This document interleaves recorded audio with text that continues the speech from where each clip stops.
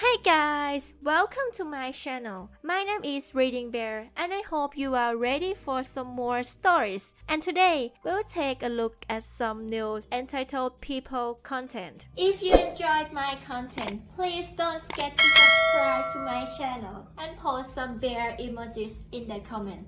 And now, let's dive right into the stories. The first story is titled, HOA forced me to take down my rainbow flags and threatened daily $100 fine. TLDR. I put a rainbow flag in my yard and got a letter from the HOA saying it was against bylaws. I went to his house and explained that it wasn't in the bylaws, and he started comparing it to the Nazi flag and started fining me $100 a day for it. The neighborhood sided with me and put up rainbow flags too to hurt his ego. At the next HOA meeting it was brought up and it turns out he had no authority to fine us, and he was kicked off the HOA while I was allowed to keep my rainbow flag. I live in one of those areas that has an HOA, but most people usually forget it exists. That is mainly due to all the bylaws for it being just normal things that make sense, like not letting your property be a total mess or things like that. So, when I do most things, I don't even need to really bother checking if something is allowed by the HOA or not. After a certain tragic attack happened, we decided that we would show our support by putting up a rainbow flag on our property.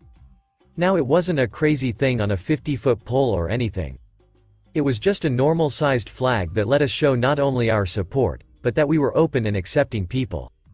Me and my wife often took in foster children temporarily, so it also seemed nice in case we got a teenager that was unsure or scared about if we were super conservative or something. Anyway, I thought it looked nice and nobody really said anything about it. But of course, this is a story being posted on this subreddit, so somebody clearly did something stupid or illogical. That award goes to the antagonist of my little tale, who I will call HOA guy. Very creative, I know. He sent me a letter in the mail stating that my flags went against HOA bylaws and if I didn't remove it, I would face fines. I knew who this guy was, so to avoid the slow process of mailing back and forth I went to go and speak to him. Before that, of course, I took a look at the bylaws for myself, so I wasn't showing up to a potential fight without a clue. Me.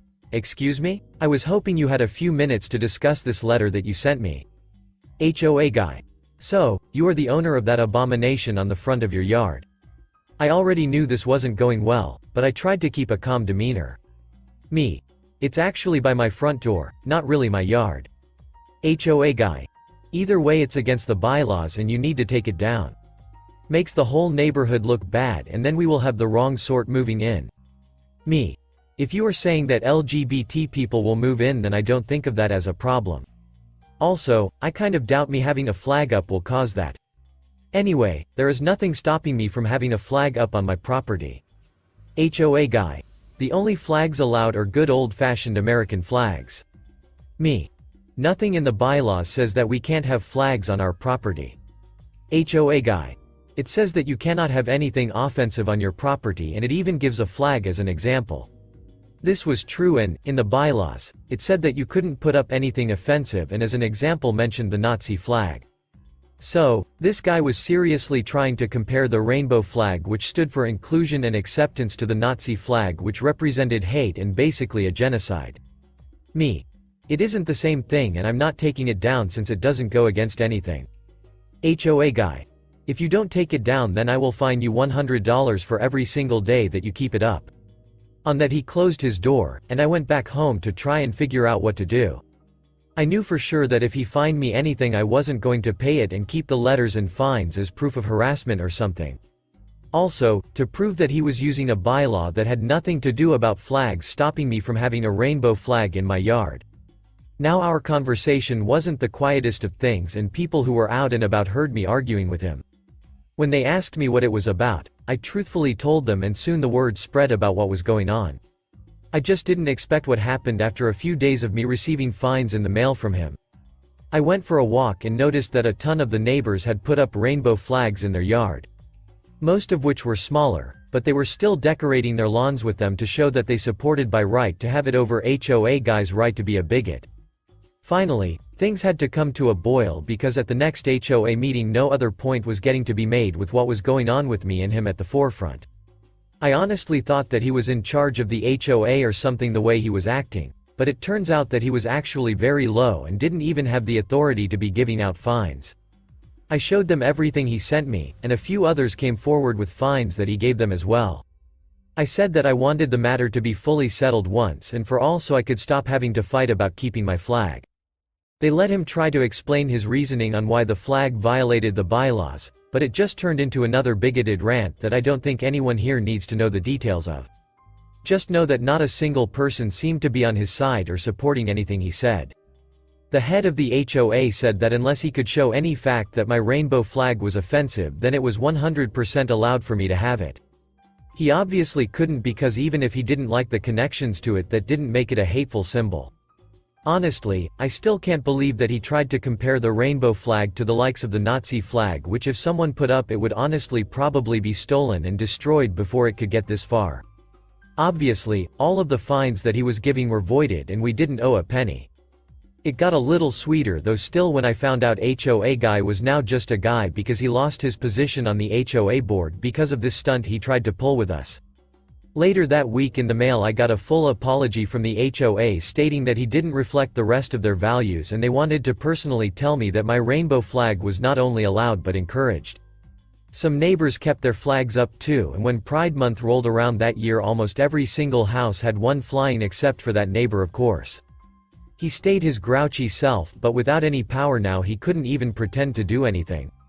Who would have thought one colorful rainbow flag being put up by a single person could rock an entire neighborhood and cause so much drama? I sure didn't, but even if I did, I probably still would have put it up just so the entire neighborhood could make that guy butthurt again. The next story is titled, "Show Me the Money." I have always said I'd never buy into a condo building or HOA. I was always suspicious of giving control to some random group of people. In the early 1990s, a friend bought into a small condo building, about 20 units. She got a great deal on the condo, and it was in a very good location. Within the first year she learned that one guy, the original developer, owned most of the units. He had sold them for top dollar in the 1980s, they bought them back cut rate when the property market crashed. Now he owned a majority in the building. The association gave an owner one vote per unit, so he voted himself in as president each year and controlled the association. When other owners raised questions about ordinary things like upkeep for the public areas, hallways, parking lot, etc., the president brushed them off saying there wasn't money for extras. He had been doing this for years apparently. Then the market picked up and the HOA president suddenly started pushing a bunch of assessments to get work done around the building. But he wasn't being transparent about the work, schedule, costs, etc. It was only after a group of owners decided to sue him to get access to the HOA records that they found out what was really going on. The president had been using the HOA fees to maintain his units. Repairs, pest control, painting, you name it. And he had stolen many thousands over the years. Now he wanted to sell a bunch of his units, so he was pushing high assessments to pay for updating the public areas, new windows, new carpet, paint, landscaping, etc., and making upgrades to his units. He had to sell some of his units to make restitution to the HOA, and of course he wasn't allowed to be president anymore. Too bad he avoided criminal charges. The next story is titled, "Quit Swimming So Stupid, My Grandson is Copying You." It all starts with the most infernal of devices at the gym. The treadmill. See, a friend of mine who is basically a professional gym rat told me, "Dude bro guy, you gotta up your cardio game," and insists that a half hour on a treadmill every time I hit the gym would be a good plan. Life pro tip. When someone addresses you as dude bro guy, seek a second opinion. Did the treadmill thing for a few weeks, and then I noticed any time I went downhill my knee was like, "Hey, you're an asshole. Stop that," which was a problem. As I have a dog who likes to go on walks and where I live is not precisely known for its flat terrain, this was an issue. Then it got worse, now it was downhills and stairs. Deadlifts? Squats? Leg press? No problem. Slight downhill? Stairs? Oh nah. Figuring knees aren't something one should ignore and hope it goes away with. I met with my doctor. She promptly referred me to physical therapy and not a knee brace like I was hoping. I met with the PT lady. She did an exam, said my quads are wonk and need work. I also discovered where my quads are. I was told to do not a lot with my legs at the gym other than bikes or swimming. All things being equal, I'll swim. I can swim. But I cannot swim well for very long.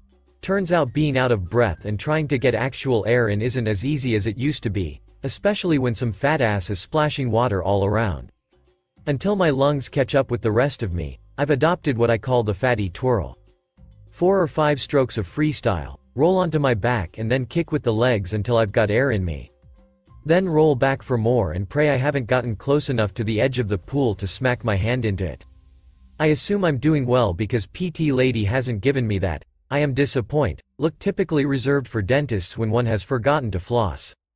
But that brings us to yesterday. Normally I go in the morning, mostly in the interests of avoiding shrieking children while I'm trying to do my thing, but work was nutty, and I went later than I usually do.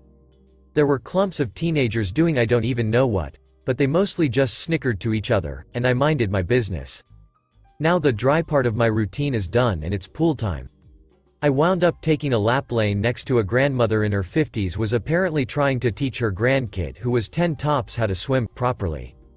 I didn't hear a whole lot seeing as when my ears weren't underwater there was a fat guy splashing and making a bunch of noise, but I could tell the kid was splashing and coughing a lot and this made grandma upset. I didn't pay attention because it wasn't my business and there were lifeguards. I just wanted to get my laps done. Was on an extended period of back float time trying to catch my breath when I was ambushed by a pool noodle. Said noodle was applied directly to my face, and not gently.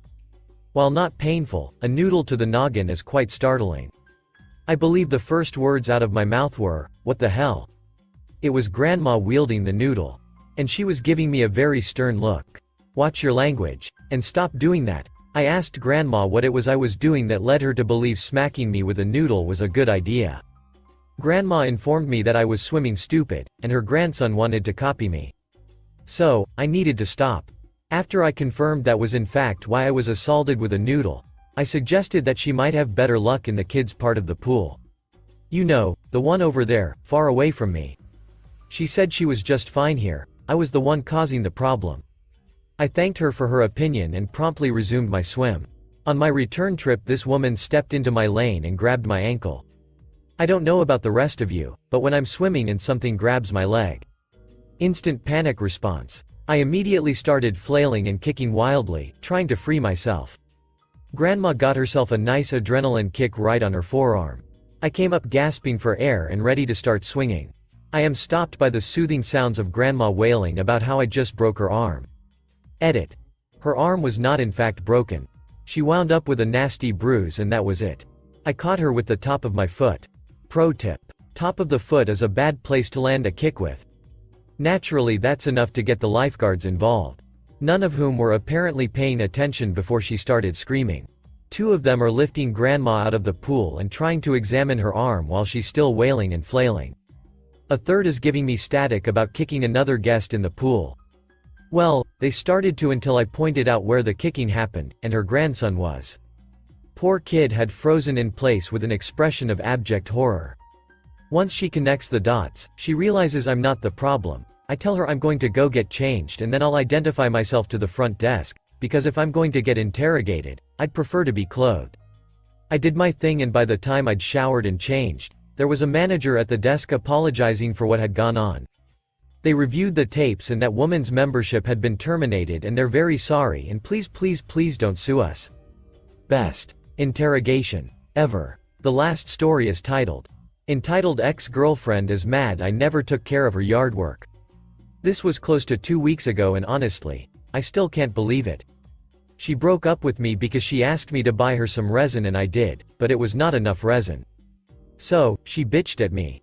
I didn't respond because I was driving at the time. And the car that I was driving was the company car that has a camera in it that faces the driver. So, as I continued to not read the messages, she continued to text me. First, she called me cheap and said that she was tired of dealing with men. That we are all cheap, don't listen and don't appreciate her. She hasn't had a job since May of this year. When I visit, I tend to pay for Subway. I didn't mind at first because she would cook something, and she is a great cook. But over time she stopped cooking, and I was paying for more dinners.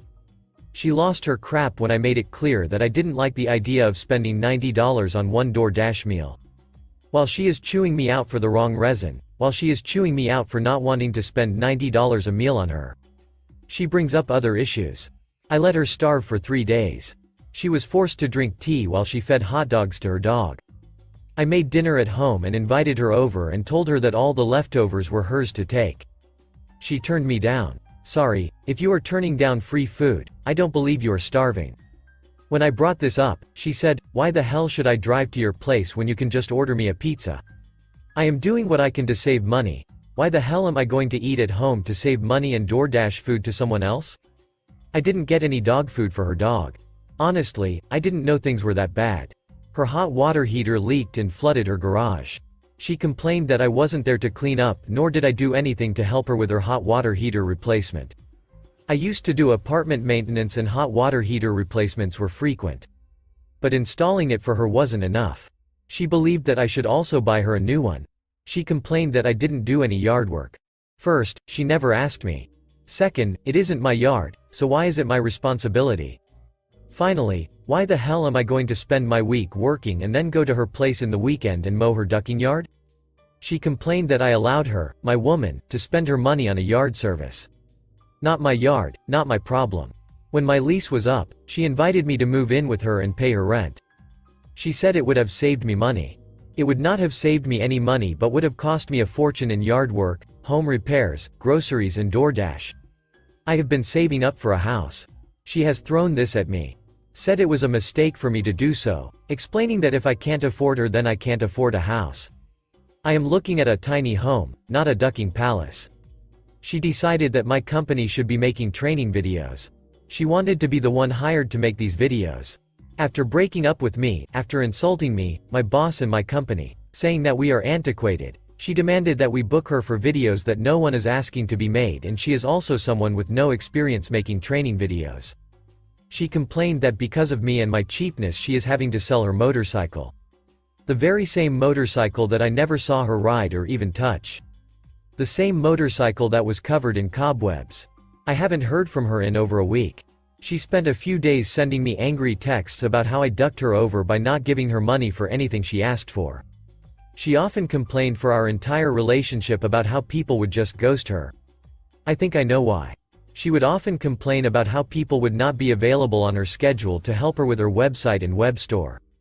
We all have jobs. People ghosted her from her company because we can't work 8 hours or more a day or 40 hours or more a week and then deal with her demands.